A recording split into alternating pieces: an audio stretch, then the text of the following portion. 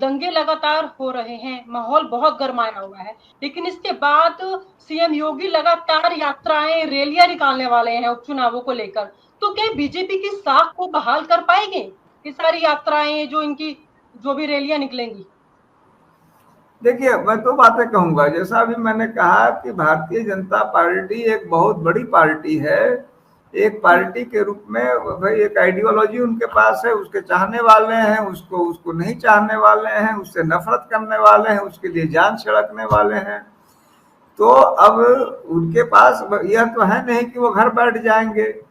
योगी आदित्यनाथ, अब जो भी स्थितियां रही हो, मैं उनको पसंद करूं, आप पसंद करें ना पसंद करें, लेकिन इसमें कोई शक नहीं कि पिछले लगभग 7-8 वर्षों से उत्तर प्रदेश में वो भाजपा के पर्याय बन गए हैं। इस हद तक पर्याय बन गए हैं कि अब उनकी वो विदेशों तो नहीं कहूँ, मतलब कई अन्य प्रदेशों में जाते हैं, स्टार प्रचारक रहते हैं, जम्मू कश्मीर में जाते हैं, हरियाणा में जाते हैं, कर्नाटक में जाते हैं। तो एक बड़े नेता है, कद्दावर नेता है, और भाजपा एक बड़ी और एक इस विशिष्ट विचारधारा से जुड़ी पार्टी है। इन स्थितियों में वह तो उनका दायित्व भी है, उनका अधिकार भी है कि वो रैलियां करें। कोई भाजपा कोई विलुप्त होने वाली पार्टी नहीं है। जैसा अमित शाह कह रहे थे कि कांग्रेस विहीन है, कांग्रेस मुक्त भारत, तो उनको भी रियलाइज हुआ कि किसी यह सब विचारधारा से आधारित पार्टी हैं। जैसे समाजवादी पार्टी, वो समाजवादी पार्टी विचारधारा को प्रतिनिधित्व करती है। कांग्रेस एक वो सेंट्रिस्ट विचारधारा को करती है, भाजपा राइट विंग को करती है। तो यह विचारधारा आधारित पार्टियां ये समाप्त नहीं होंगी। और इन स्थितियों में यदि योगी आदित्यनाथ निकल रहे हैं तो वो हार थोड़े गए हैं। और ये पार्टियां अगर हार भी जाती है, कांग्रेस आज हारी हुई भी है, लेकिन तब भी इतना तो है ही कि अगर वो जैसे मेरी पार्टी है, मेरी छोटी पार्टी है, तो जो नरेंद्र मोदी तो मेरी पार्टी का नाम नहीं लेते। वो सुबह शाम अगर कोसते हैं तो कांग्रेस को ही कोसते हैं। उनका भी जैसे मान लीजिए उनके लोग कहते हैं कि राहुल सुबह से मोदी शुरू करते हैं, रात तक मोदी करते हैं। तो यह भी तो एक सच्चाई है कि मोदी भी सुबह से कांग्रेस करते हैं, रात तक कांग्रेस करते हैं। तो यदि वो भी नहीं जान रहे होते कि इसकी क्षमता है, भैया अभी दबा हुआ है, लेकिन घास दब जाता है, छिल नहीं जाता। तो यह पार्टियां उसी तरह की है। दोनों पार्टियों में बिल्कुल चोटी का टक्कर है। अभी यह उसको पटकेगी, वो उसको। मुझे ऐसा लगता है कि इस समय जो भी हालात बन रहे हैं, मुझे ऐसा लगता है व्यक्तिगत कि अखिलेश अभी 21 पढ़ रहे हैं आदित्यनाथ की तुलना में। लेकिन ऐसा नहीं है कि इनमें से कोई नेस्तनाबूद हो रहा है। दोनों बड़ी पार्टियां हैं और इन्होंने जमीन तक अपने कार्यकर्ता बना रखे हैं बड़ी संख्या में। सर, वही भूपेंद्र चौधरी ने जो वोटिंग की तारीख है उसको बदलने की मांग की है। क्या ये राजनीतिक खेल का हिस्सा है या फिर कुछ और रणनीति है इसके पीछे, भूपेंद्र चौधरी की बयान को लेकर? देखिए, स्पष्ट बात है कि यह नेता लोग जो जिस हद के हैं और जिस कद के हैं, तो इनके लिए निश्चित रूप से यह दुर्भाग्यपूर्ण पक्ष है। ये बड़ी पार्टियां हैं, ये है वो है, लेकिन इनके लिए राजनीति और कुर्सी के अलावा कोई चीज मायने नहीं रखता। इनका कोई कार्य, उसका सिर्फ एकमात्र प्रयोजन होता है सत्ता पाने का प्रयास करना, सत्ता में बने रहना, किसी तरह सत्ता हथियाना। अब इस समय भाजपा, चूंकि सबसे ज्यादा तकलीफ और समस्या होती है अर्श से फर्श पे आने की प्रक्रिया में।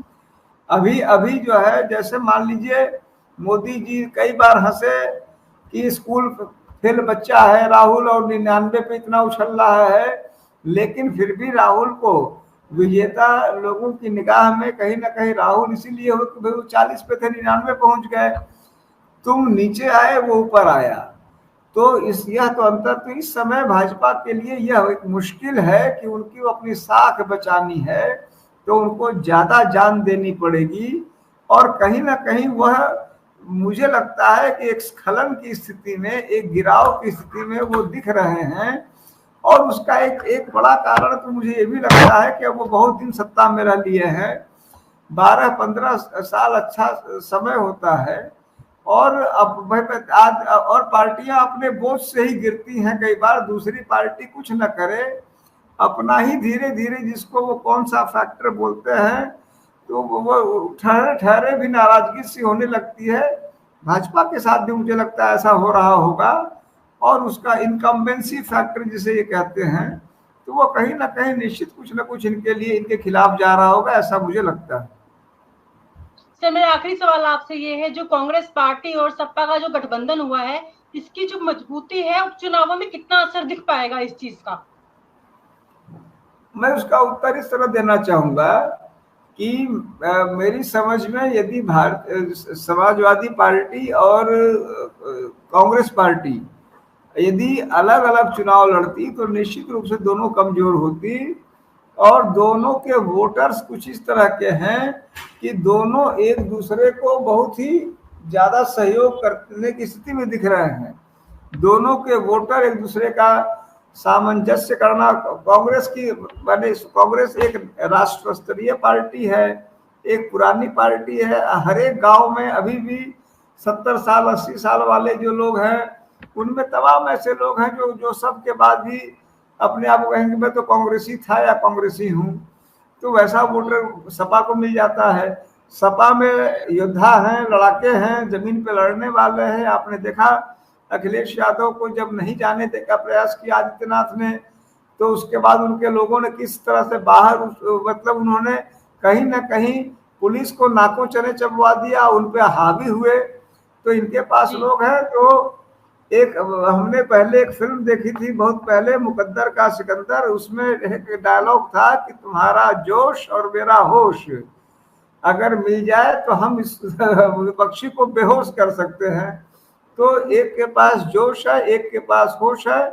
होश हो रहा पार्टी को माना जाता है कि होश है, तो निश्चित रूप से ये दूसरे को बेहोश करने की स्थिति में आ सकते हैं। पहले से ये बेहतर स्थिति में है, ये मैं कहूंगा। जी बिल्कुल सर, इन तमाम मुद्दों पर बातचीत करने के लिए आपका बहुत बहुत शुक्रिया। इन सभी मुद्दों पर चर्चा करते हुए ये स्पष्ट तो हो गया है कि यूपी उपचुनाव न केवल क्षेत्रीय राजनीति में महत्वपूर्ण है, बल्कि ये भविष्य की राजनीति की दिशा भी तय कर सकते हैं। बीजेपी के साथ सपा की आंतरिक चुनौतियां और कांग्रेस का रोल, ये सभी तत्व आगामी चुनावों में महत्वपूर्ण साबित होंगे। हमें देखना होगा कि कौन सी पार्टी चुनावी जंग में विजयी होती है। इन तमाम जानकारी के लिए आपका बहुत बहुत शुक्रिया। और आप हमसे जुड़े रहने के लिए सब्सक्राइब करें YouTube पर, फॉलो करें Twitter पर और लाइक करें Facebook पर। और ज्यादा जानकारी के लिए आपको टाइप करना होगा सिर्फ न्यूज नशा।